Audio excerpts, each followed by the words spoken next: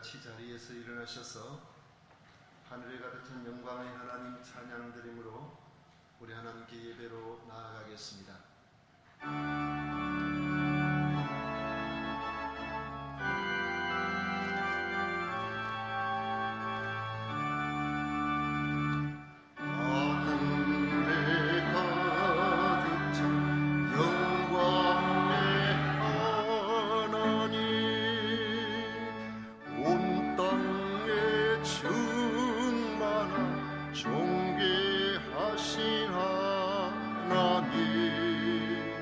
생명과 빛으로 지혜와 권능으로 언제나 우리를 지키시는 하나님,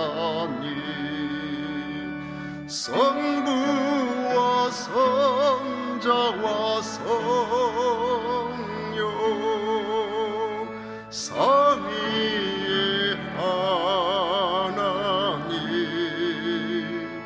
우리 예배를 받아주시옵소서.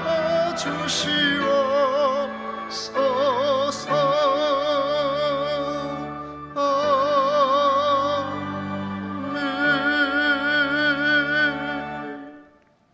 오직 여호와는 그 성전에 계시니 온 천하는 그 앞에서 잠잠할지니라. 아멘.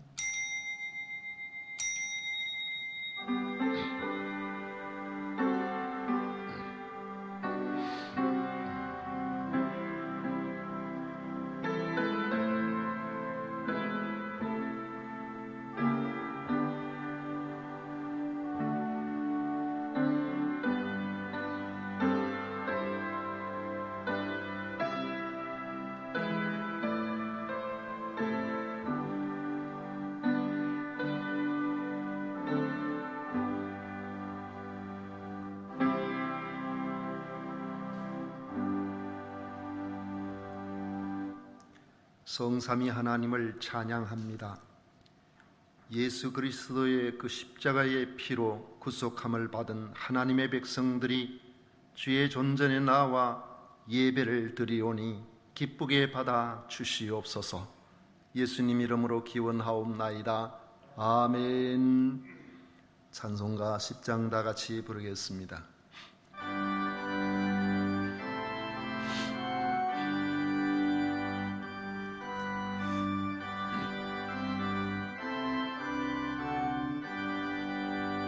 전능왕 오셔서 주 이름 찬송케 하옵소서.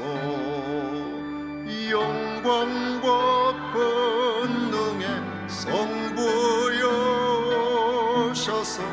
우리를 다스려 주옵소서.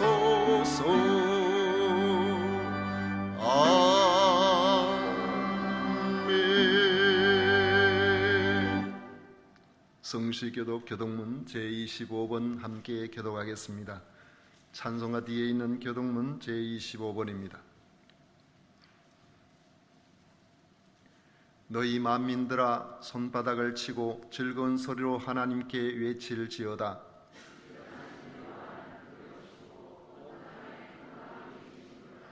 여호와께서 만민을 우리에게, 나라들을 우리 발 아래 복종하게 하시며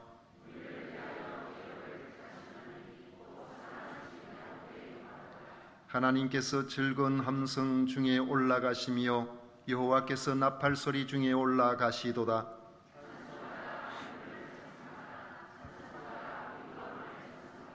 하나님은 온 땅의 왕이심이라 지혜의 시로 찬송할지어다.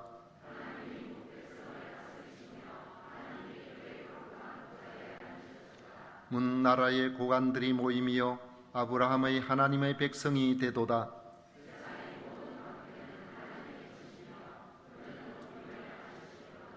아멘. 다 같이 신앙 고백 드리겠습니다. 전능하사 천지를 만드신 하나님 아버지를 내가 믿사오며 그 외아들 우리 주 예수 그리스도를 믿사오니 이는 성령으로 잉태하사 동정녀 마리아에게 나시고 본디오 빌라도에게 고난을 받으사 십자가에 못 박혀 죽으시고 장사한 지 사흘 만에 죽은 자 가운데서 다시 살아나시며 하늘에 오르사 전능하신 하나님 우편에 앉아 계시다가 저리로서 산 자와 죽은 자를 심판하러 오시리라. 성령을 믿사오며 거룩한 공회와 성도가 서로 교통하는 것과 죄를 사하여 주시는 것과 몸이 다시 사는 것과 영원히 사는 것을 믿사옵나이다. 아멘. 다 같이 자리에 앉으셔서 찬송가 210장 함께 부르겠습니다.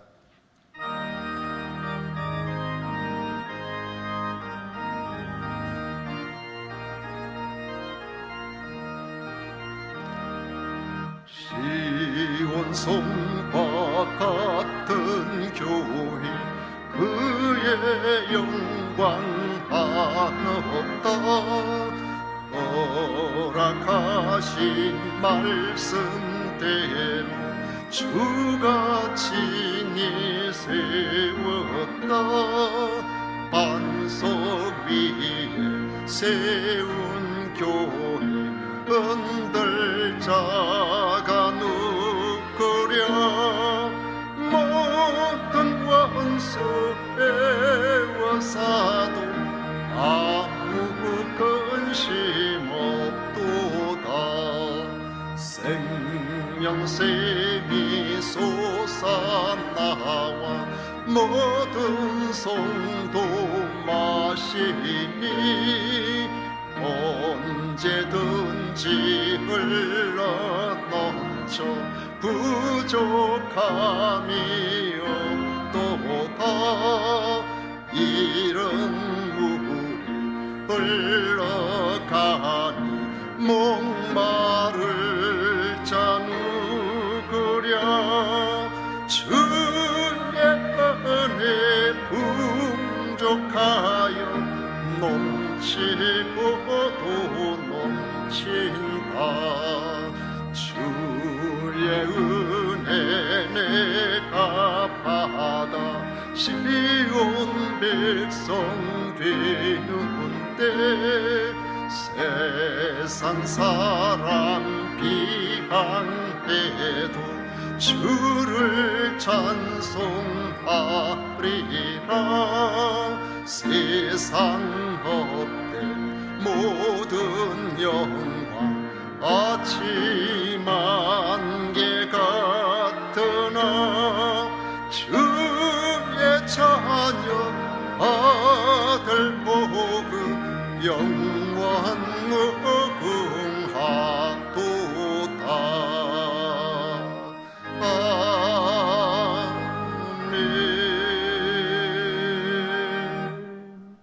이 시간 김정덕 장로님 우리를 대표해서 기도하시겠습니다.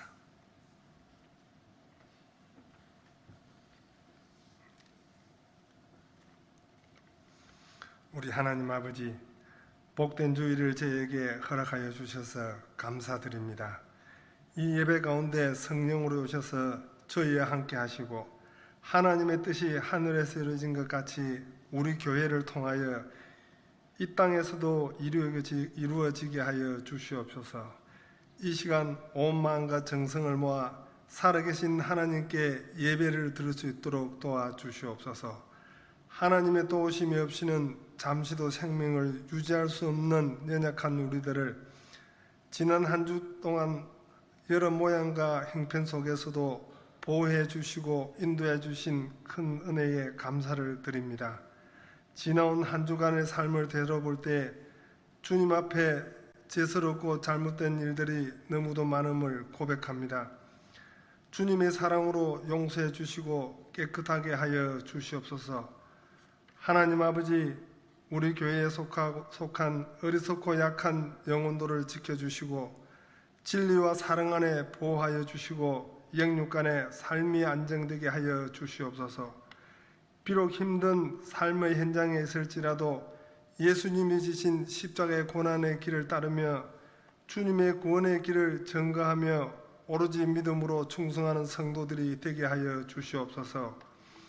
뜻이 있어 이곳에 우리 교회를 세우시고 우리 교회를 통하여 이 지역을 축복하여 주시기를 원하오는 주님께서 우리 교회로 하여금 이 지역 안에 존재하면서 마음에 병들고 약한 자들을 위로받는 좋은 교회가 되게 하시고 많은 어린이들과 청소년들을 옳은 길로 인도할 수 있는 교회가 되게 하여 주옵소서. 하나님 아버지, 지금부터 우리 주일학교를 여름 행사를 준비 중에 있습니다. 이 모든 행사에 주님께서 함께해 주옵시며 천하보다 귀한 영혼들에게 하나님의 복음을 전하는 주일학교 선생님들의 수고를 기억해 주시옵소서. 오늘 주님의 말씀으로 믿음으로 무장된 선생님들이 되게 하셔서 믿음의 싹이 자라나는데 귀한 영혼들에게 예수님을 향한 좋은 본보기가 될 수 있도록 성령께서 함께하여 주실 줄로 믿습니다. 하나님 아버지, 이 시간 하나님의 말씀을 증거하실 사자 목사님에게 하나님의 은혜와 지혜가 넘치게 하여 주셔서 늘 우리 교회의 비전을 세우고 실천할 때 조금도 부족함이 없도록 주님께서 세밀하게 인도하여 주시옵소서. 이 시간 온 성도들의 성령과 진리로 예배드리는 시간이 되게 해 주실 줄로 믿고 감사하며 예수님의 이름으로 기도드리옵나이다. 아멘.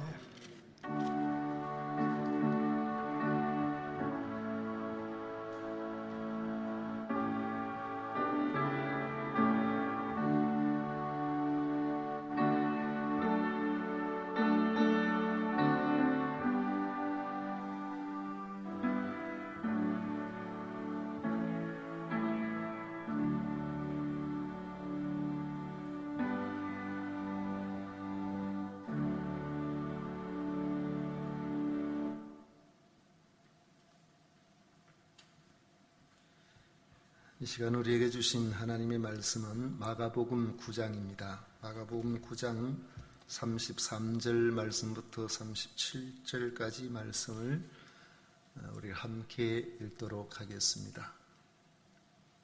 마가복음 9장 33절부터 37절까지 우리 다 같이 한 목소리로 천천히 읽도록 하겠습니다. 가버나움에 이르러 집에 계실새 제자들에게 물으시되 너희가 길에서 서로 토론한 것이 무엇이냐 하시되 그들이 잠잠하니 이는 길에서 서로 누가 크냐 하고 쟁론하였음이라. 예수께서 앉으사 12 제자를 불러서 이루시되 누구든지 첫째가 되고자 하면 뭇사람의 끝이 되며 뭇사람을 섬기는 자가 되어야 하리라 하시고 어린아이 하나를 데려다가 그들 가운데 세우시고 안으시며 제자들에게 이르시되 누구든지 내 이름으로 이런 어린아이 하나를 영접하면 곧 나를 영접함이요 누구든지 나를 영접하면 나를 영접함이 아니요 나를 보내신 이를 영접함이니라. 아멘. 오늘 함께 읽은 말씀을 가지고 제자들의 토론 주제라는 제목으로 같이 말씀을 나누고자 합니다. 예수님은 자신의 3년 동안의 공적 생애를 마무리하실 시간이 다가오자 제자들에게 비로소 자신이 그리스도임을 확인하고자 하셨고 제자들이 제대로 알고 있는지 그걸 확인하려고 하신 것입니다. 그리고 앞으로 사람들의 손에 넘겨져 죽임을 당하고 3일 만에 다시 살아나게 될 것이라는 사실을 분명하게 말씀을 하셨습니다. 변화산에 올라가셔서는 베드로와 요한과 야고보에게 빛과 같이 광채가 나는 모습으로 변형됨으로 천국의 영광을 보여주셨고 다시 오실 재림주의 그 권세를 확실하게 인식을 시켜주셨습니다. 산을 내려와서는 귀신의 지배를 받아 고통당하는 어린 아이에게서 귀신을 내어 쫓아주심으로 그 가정에 평온을 되찾게 해주셨습니다. 이후 예수님은 더 이상 사역을 확장하지 아니하시고 조용히 제자들과 함께 가버나움으로 돌아오셨는데 그 이유는 주님의 십자가와 부활에 대해서 잘 이해하지 못하는 제자들을 가르치기 위해서였습니다. 이제 갈릴리 사역은 끝이 났고 가버나움에서 잠시 휴식을 취하신 이후에 죽음의 십자가를 향하여 예루살렘으로 올라가려고 하신 것입니다. 가버나움에서 오랜만에 망중하는 시간을 보내고 있는 중에 주님은 제자들에게 물어보셨습니다. 너희가 길에서 서로 토론한 것이 무엇이냐? 가버나움으로 돌아오는 길에 제자들 사이에 논쟁이 있었음을 알 수 있습니다.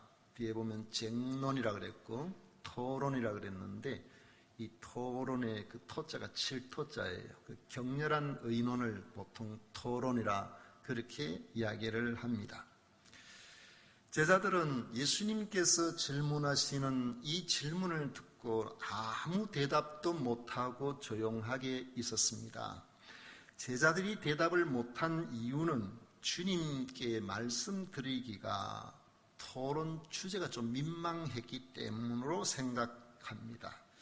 스스로도 자기들이 논쟁한 주제가 예수님의 인품이나 예수님의 가르치심과는 맞지 않음을 잘 알고 있었기 때문에 주님께 말씀드리기가 부끄러웠던 것입니다. 그들이 다투듯이 격렬하게 논쟁하였던 것은 서로 누가 크냐 하는 문제였기 때문입니다. 온유하고 겸손하신 예수님의 가르치심을 3년 동안이나 받고 곧 그 낮아짐의 끝자락이라고 할 수 있는 고난을 받아 죽임을 당하게 되신다는 이 말씀을 2번이나 들었지만 제자들의 관심사는 누가 더 높은 지위에 오를 사람이냐, 우리들 가운데 첫째는 누구고 둘째는 누구냐, 이것을 가지고 다투었다는 겁니다. 그들을 보시는 주님의 실망이 어떠했을까 하는 이런 생각을 하게 됩니다. 동물은 보면 특히 동물 가운데 그 수컷은 경쟁이 굉장히 심합니다. 그래서 수컷 서열이라고 제가 인터넷에 검색을 했더니 여러분 가장 눈에 띄는 것이 무엇일까요? 사자? 가젤 영양일까요? 구피가 제일 많이 나왔습니다. 어항에서 키우는 손톱만한 물고기입니다. 저도 이제 그 아이들 어릴 때에 저희 집에 어항을 하나 두고 구피를 좀 키웠는데 이게 알도 잘 낳고 잘 크고 또 병도 잘 하더라고요. 그런데 그 작은 물고기가 서열 싸움을 하고 영역 다툼을 하고 그러다가 심하면은 또 따라다니면서 입으로 추적하고 하니까 상처를 입어서 죽기도 하고 그렇게 한다는 겁니다. 사람도 비슷한 것 같습니다. 여성들 전혀 모르는 사람도 한 공간에 30분만 들어갔다가 나오면 언니 동생하고 막 얼마나 친하게 되는지 몰라요. 그런데 남자는 30분이 아니라 1년을 갖다 놔도 절대로 몇 살 차이 가지고 형님 소리를 안 합니다. 나이 좀 어지간한 해가지고 내가 누군데 이런 생각을 가지고 슬쩍 자기 나이도 좀 속여서 올리고 이래가지고 그래서 남자들은 나이가 들수록 새로운 친구를 사귀기가 어렵다는 그런 말이 있습니다. 세상 역사는 개인이든 국가든 서열에 대한 관심이 많습니다. 우리나라가 세계적으로 200여 국가 가운데서 그래도 경제적으로 국가의 어떤 그런 부분들에 몇 위가 되었냐 이게 굉장히 관심사가 돼요. 적어도 한 10위 정도 된다는 하니까 우리가 괜히 어디 나가도 대한민국 국민이다 이렇게 하면 어깨가 좀 펴지고 으쓱한 그런 마음이 들지요. 그런데 이 서열에 대한 그런 관심에 의해서 이 국가가 움직여 나가는 세상 역사가 결정이 되는 이런 일들이 많다는 거죠. 영토를 더 확장하고 싶고 이웃 나라를 지배하고 싶어서 전쟁도 불사하는 겁니다. 예수님께서 예루살렘으로 올라가시는 시점에 2번이나 내가 고난을 받을 것이라고 말씀하셨지만 높아지고자 하는 제자들의 귀에는 그것의 의미가 제대로 전달이 되지 않았던 것입니다. 그들은 여전히 예수님이 예루살렘에 올라가시면은 세상을 다스릴 왕이 되실 것이라는 기대를 저버리지 않았고, 그때에 자기들이 차지할 그 권력의 서열에 관심을 가지고 누가 더 높은 지위를 차지할 것인가, 그것에 대해서 다투었다는 것입니다. 여러분, 누가 더 높은 자리에 가게 될 것인가를 12 제자들이 다투었다고 할 때에, 만약에 여러분 그 의논이 이렇게 됐다고 생각해 보십시오. 베드로, 아무래도 내가 생각할 때는 베드로 당신이 첫째가 될 것 같아. 나는 아무래도 믿음이나 모든 것들이 생각해 볼 때에 아마 우리 12 중에 12번째가 아닐까, 그런 생각이 들어. 여러분, 이렇게 말하면 다툼이 될까요, 안 될까요? 자기를 낮추고 다른 사람을 높이면 토론이 되지를 않습니다. 분명히 그들은 당신보다는 내가 더 나지 않겠나, 내가 더 높은 자리에 가지 않겠는가, 자기를 드러내고 자기가 더 대단한 사람인 것처럼 이야기를 하니까 그것이 오늘 말씀을 쟁론이 되었다, 그렇게 말씀하고 있는 것이죠. 다툰다는 뜻이잖아요. 이것이 만약에 베드로가 그 이야기를 듣고, 아니야, 내가 꼴찌야, 당신이 아마 서열 1위가 될 것 같아, 이래가지고 서로 다투었다면 또 문제가 달라지겠습니다만, 제가 볼 때는 그럴 것 같지가 않습니다. 예수님은 이러한 제자들을 가르쳐야 할 필요를 아시고 그들을 불러서 정성껏 가르치셨습니다. 35절에 보면 예수께서 앉으사 12 제자를 불러서 이르시되, 누구든지 첫째가 되고자 하면 무사람의 끝이 되며 무사람을 섬기는 자가 되어야 하리라. 예수님의 제자들의 서열이 서로 높아지고자 하는, 이 제자들이 가지고 있는 이 서열이 높아지고자 하는 이 세상의 가치관을 가진 사람들이 차지하려고 하는 그 서열과는 그리스도를 따르는 사람의 서열은 완전히 서로 배치가 된다는 것을 강조하고 계신 것입니다. 천국의 질서는 세상의 질서와 같지 않다는 것입니다. 제가 신학대학원을 졸업하고 그러고 난 다음에 그 해에 아마 그 해 겨울인 것 같아요. 대전에서 그 졸업생들이 이제 모여서 친목, 그러니까 뭐 그걸 뭐라고 하죠? 졸업하는 사람들이 앞으로 그 계속 모임을 갖던 이 동창회라고 하나요? 이제 그런 것을 꾸리려고 하는데, 그 중에 한 사람이 문을 박차고 가버렸어요.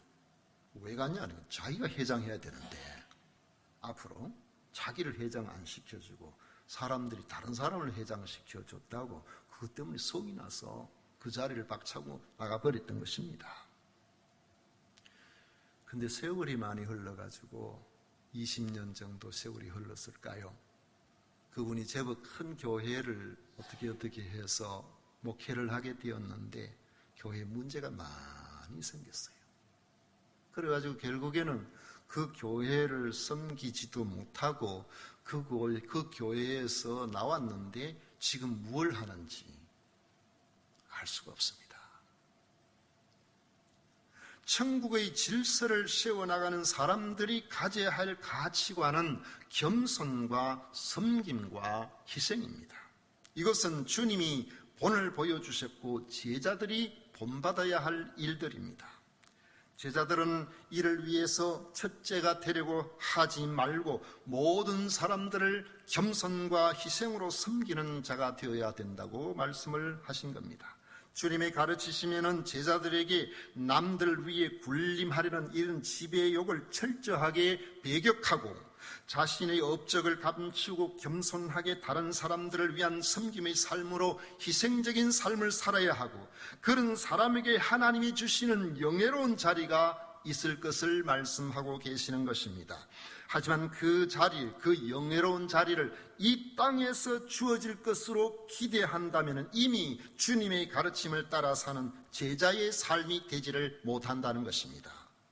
예수님은 자신을 가르치심을 구체적이면서도 상징적으로 교훈하고자 어린아이 하나를 데려다가 예수님 이 제자들 가운데 세우시고 그를 안아주시면서 말씀을 하십니다. 37절에 보면 누구든지 내 이름으로 이런 어린아이 하나를 영접하면 나를 영접함이요 누구든지 나를 영접하면 나를 영접함이 아니요 나를 보내신 이를 영접함이니라.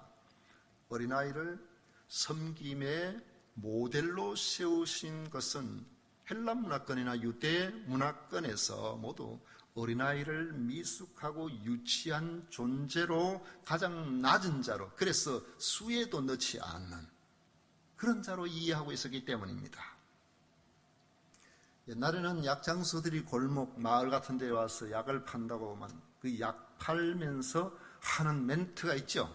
애들은 가라, 애들은 가라. 왜 애들은 가라 할까요?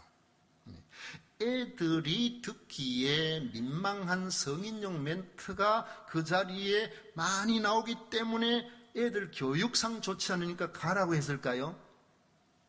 애들은 아무리 많이 모여도 약을 안 사주기 때문에 애들은 돈이 없어요.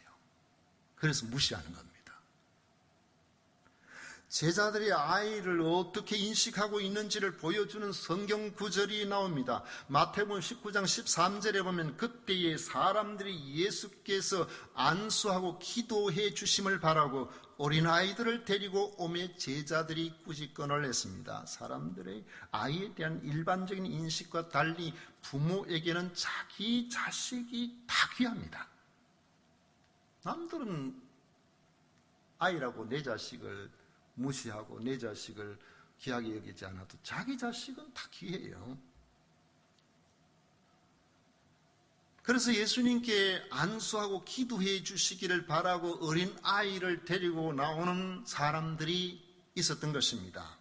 유대 사회에서는 부모가 자기 자기 아이들을 위해서 존경하는 랍비나 선생 이런 사람들에게 데려가서 축복을 받게 하는 그런 관습이 있습니다.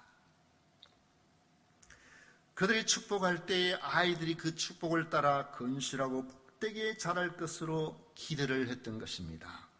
어린아이들을 내 자식이 잘 된다면 그렇게 하고 싶지 않은 부모가 어디에 있겠습니까? 그들의 관습에 따라 사람들이 아이들을 데리고 예수님께 왔는데 거기 보면 사람들이 데리고 오매 이 마태복음에는 그렇게 되어 있는데 이 데리고 오매라는 그 말의 의미는 하나만 혹은 둘만 데려온 것이 아니라는 거예요. 부모들이 그렇게 데려오는 사람이 자꾸 있었다는 거예요.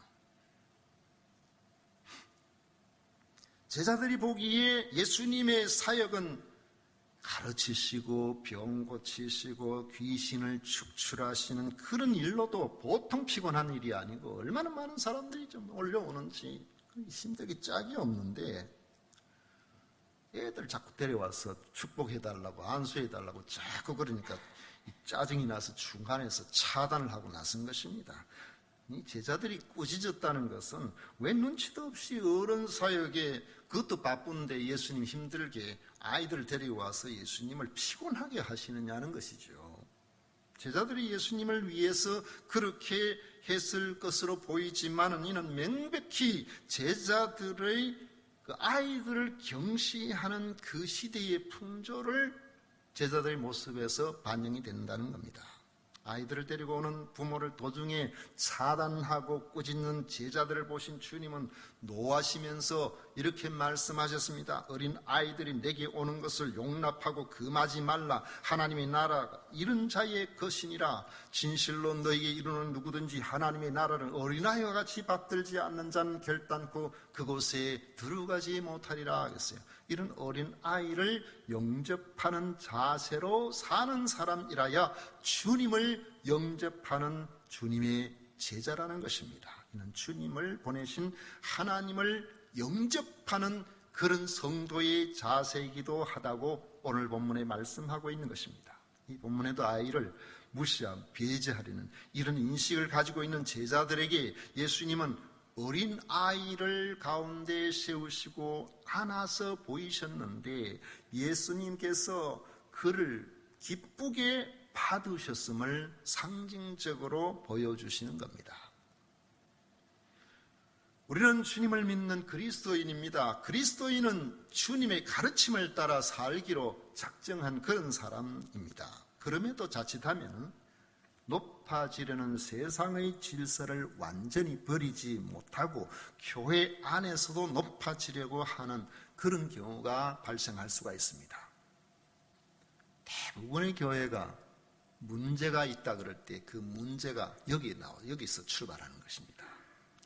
일을 잘 하다가도 다른 사람들이 알아주지 않는다 싶으면 다음부터는 일을 안 한다거나, 회의를 할 때 다른 사람 말은 그냥 무시해버리고 자기 주장만을 관철시키려고 끝까지 그냥 고집을 피운다거나, 사람들의 섬김과 봉사를 있는 그대로 순수하게 봐주지 아니하고 저 사람이 누구한테 잘 보이려고 그러냐 이런 식으로 수긍거리는 그런 사람들이 뒤에 있다면 교회가 제대로 될 리가 없는 것이죠.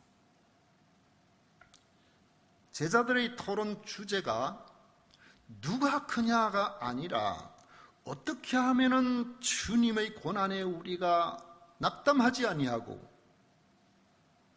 끝까지 참여할 수 있을까? 그런 점이었다면 얼마나 좋았을까요? 어떻게 하면 주님의 온유한 성품과 겸손한 삶을 본받을 수가 있을까? 그럼 그것이 토론의 주제였다면 주님이 얼마나 기뻐하셨을까요? 주님은 지위나 직분을 가지고 사람을 평가하지는 않으십니다.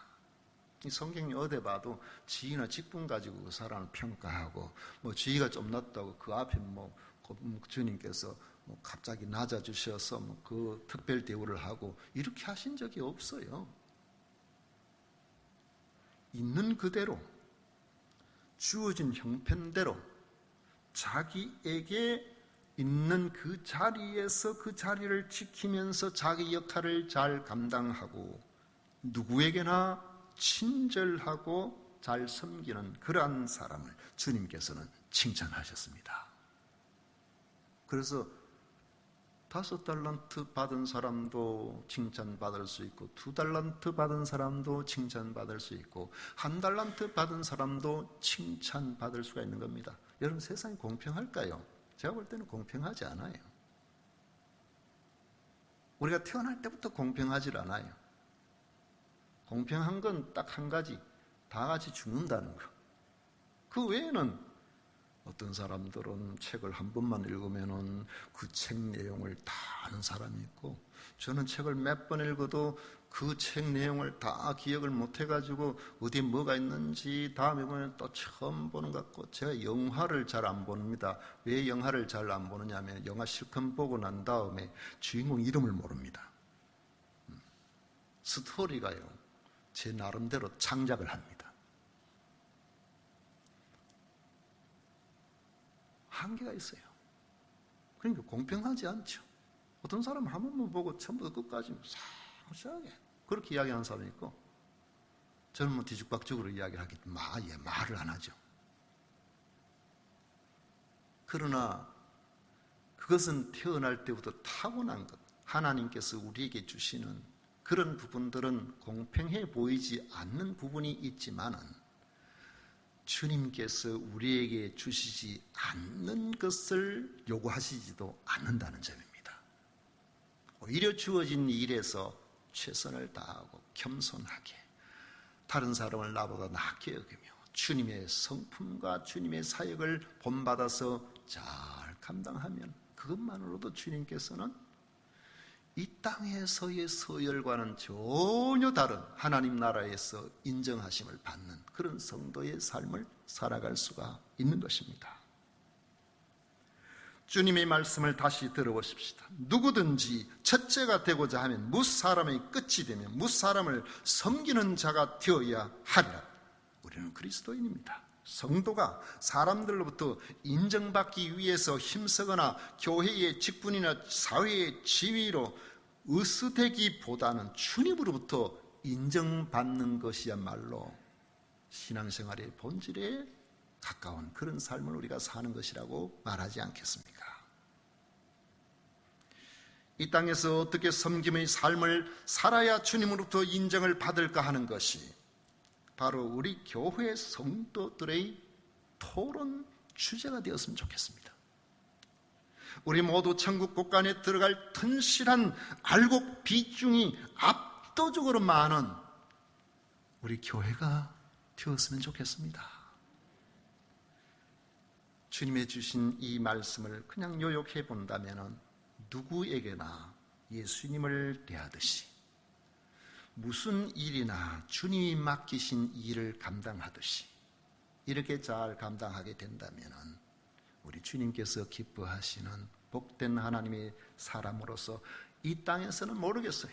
그러나 주님 앞에 우리가 가게 된다면 그때에 영예로운 이름이 아닌 사람은 아무도 없을 것입니다. 이런 은혜가 우리 모두에게 함께 하시기를 축복합니다. 기도하겠습니다. 고마우신 하나님 아버지 감사합니다. 우리에게 허락하신 아버지 하나님의 그 놀라우신 은혜, 죽어도 사는 이 구원의 진리를 가르쳐 주셨사오니 우리가 이제 예수 그리스도의 제자로서 주님의 가르치심에 충실한 하나님의 사람 되기를 원합니다. 아버지 하나님, 겸손히 낮은 자, 그 낮은 위치에서 기꺼이 주님을 섬기듯이 모두를 섬기는 우리 모두가 되게 하여 주옵소서. 예수님 이름으로 기도드리옵나이다. 아멘. 찬송가 218장 다 같이 부르겠습니다.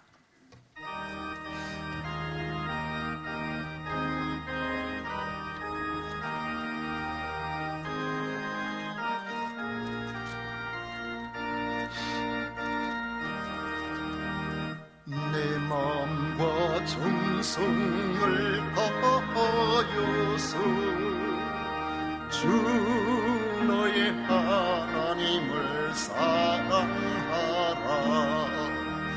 내 몸을 아끼고 사랑하듯 형제와 이웃을 사랑하라. 주께서 우리에게 명하시니 그 명령 따라서 살아가리. 널 미워해치는 원수라도 언제나 너 그렇게 사랑하라. 널 핍박하는 자 위에서도 신실한 마음으로 복을 빌라. 주께서 우리에게 명하시니 그 명령 따라서 살아가리. 나 항상 주님을 멀리하고 형제를 사랑하지 못하였다. 이러한 죄인을 사랑하사 주께서 몸버려 죽으셨다. 속죄의 큰 사랑 받으니모 내 생명 다 바쳐 충성하리. 아멘.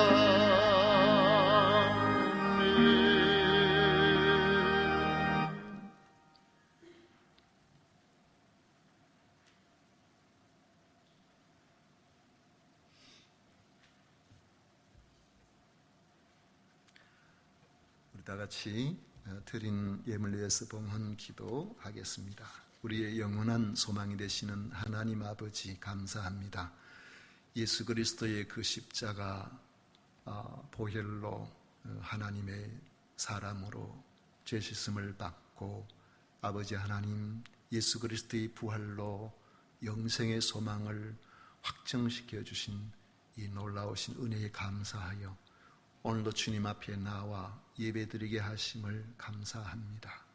우리에게 이 예배가 얼마나 소중한지 아버지 하나님 영광을 받으시는 이 자리가 우리에게는 은혜의 자리요 축복의 자리인 줄 믿습니다. 주님 앞에 나올 때에 또 오늘도 귀한 예물을 구별하여 드립니다. 우리 아버지 하나님 영광을 받으시옵소서. 소득의 10분의 1을 구별합니다. 아버지 저들의 산업에 은혜를 더하시고 많은 소득을 허락해 주옵소서. 아버지 하나님 또 건축 헌금, 선교 헌금, 주일 헌금을 구별하여 드립니다. 우리 하나님 영광을 받으시고 아버지 예물이 사용되는 곳곳에 주님께서 친히 개입하시는 역사가 일어나게 하여 주옵소서. 감사의 예물을 드리는 이들이 있습니다. 감사의 거리가 계속해서 저들의 가정에 차고 넘치게 하여 주옵소서. 아버지 천들선 집사님 생일 감사드립니다. 이현수 집사님 아들 혜원이 생일 감사드립니다. 아버지 하나님 은혜를 다해 주셔서 또 1년 동안 주님의 크신 은총 가운데 건강하게 지켜보호하여 주시옵기를 간절히 원합니다. 오늘도 아버지 하나님 이른 아침부터 주님 앞에 나와 귀한 섬김의 삶을 살아가고 있는 모든 성도들 위에도 크신 은혜로 함께해 주시옵소서. 감사하옵고 예수님 이름으로 축복하며 기도하옵나이다. 아멘. 지금은 우리 구주 예수 그리스도의 은혜와 하나님 아버지의 놀라우신 사랑과 성령 하나님의 위로 축복 교통하심이 겸비 주님 앞에 나와 우리 주님의 사람으로 살기를 원하는 우리 모든 성도들 머리 위에 그의 삶의 터전 위에 자녀들 위에 영원토록 함께 있을지어다. 아멘.